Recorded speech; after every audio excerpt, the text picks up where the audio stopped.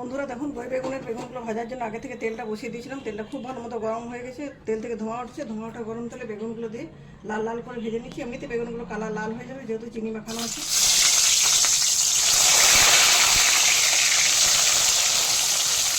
বেগুনের টুকরোগুলো গ্রেভিতে দেওয়ার পর 2 মিনিটের মতো আরও রান্না করে নিচ্ছি। উপর থেকে দিয়ে দিচ্ছি একটু আমচুর পাউডার, তাহলে এটা খেতে দুর্দান্ত লাগবে।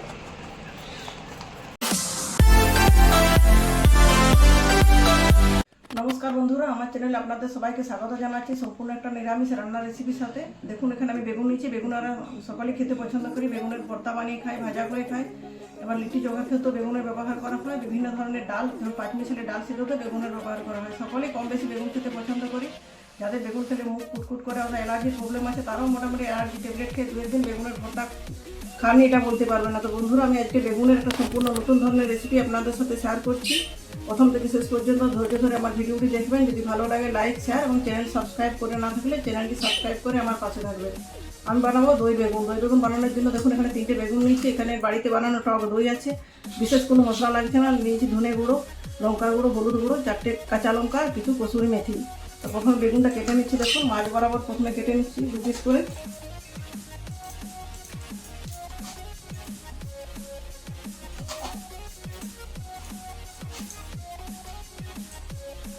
এভাবে বেগুনটাকে আমি একটা বেগুনকে 4 টুকরো করে নিচ্ছি। দেখুন বন্ধুরা, সবকটা বেগুনে আমি 4 ফালি করে কেটে নিচ্ছি। এরপর দিয়ে দিচ্ছি সামান্য একটু হলুদ গুঁড়ো, পরিমাণ মতো লবণ,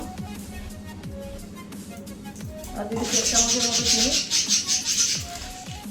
তরকারি খুব ভালো মতো মেখে রেখে দিচ্ছি। চিনিটা দেওয়ার একটাই কারণ, চিনিটা দিলে পরে বেগুনটা যখন ভাজা হয় বেগুনটা মুচমুচে থাকে, কালারটাও খুব সুন্দর হয়।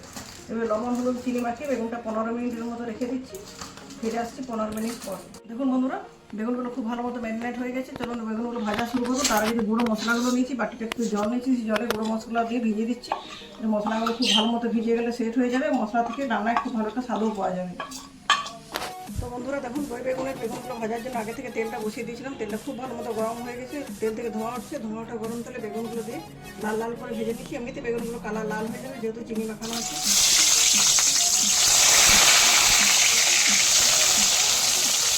তো বন্ধুরা দেখুন, সমস্ত বেগুনগুলো লাল লাল করে ভেজে নিচ্ছি। আর ওই যে বাড়তি তেলটা আছে ওই তেলে বাকি রান্নাটা করবো। গরম তেলে দিয়ে দিচ্ছি 5 ফোড়ন, 1/2 চামচ, 2টো শুকনো লঙ্কা।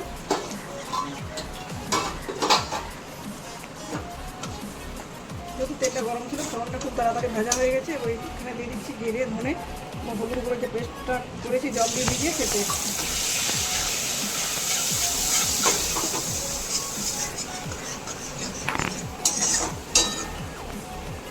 মশলাটা খুব ভালো মতো কষিয়ে নিচ্ছি। যাতে ফ্লেমটা একদম ওটাতে দিয়ে দিচ্ছি, কারণ দই আর করবো। দই দেওয়ার একটু দই হাইটে দেওয়া হয়, দইটা ফেটে যেতে পারে।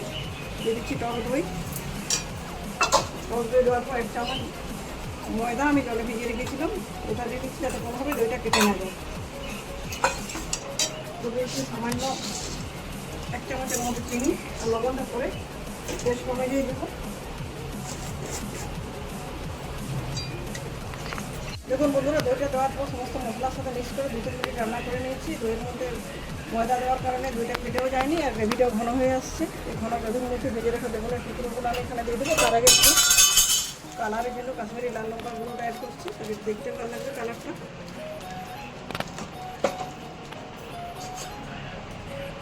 মিক্স করে নিচ্ছি গ্রেভির সাথে।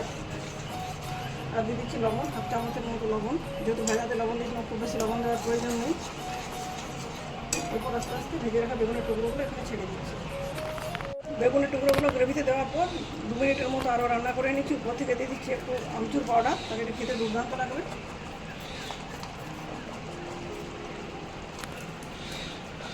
যেহেতু নিরামিষ রান্না, সেখানে একটু কসুরি মেথি ছড়িয়ে দিচ্ছি উপরে।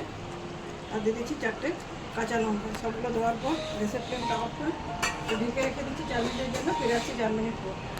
তো বন্ধুরা দেখুন, 5 মিনিট পর ঢাকা খুলে দেখাচ্ছি। এর মধ্যে মেথি পাতার গন্ধটা চারদিকে ছড়িয়ে গেছে। দেখুন কি দুর্দান্ত হয়েছে রান্নাটা দেখতে। যারা বিভিন্ন ধরনের বেগুনের রেসিপি খেয়েছেন, অথচ যারা আমিষ খেতে পছন্দ করেন না, নিরামিষভাবে খান, তারা অবশ্যই দই দিয়ে এই দই বেগুনের রেসিপিটি বাড়িতে একবার বানাবেন। কমেন্ট করে জানাবেন কীরকম লাগলো। এরপর আমি রান্নাটা গরম গরম ভাতের সাথে সার্ভ করছি।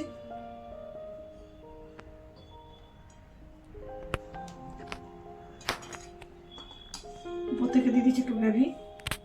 দেখুন কি দুর্দান্ত লাগছে দেখতে, দেখতেও যেমন সুন্দর, খেতেও সেরকম অপূর্ব স্বাদের হবে। বন্ধুরা আজকের মতো এই পর্যন্ত, পরের দিন দেখা হবে নতুন কোনো রেসিপির সাথে। ধন্যবাদ।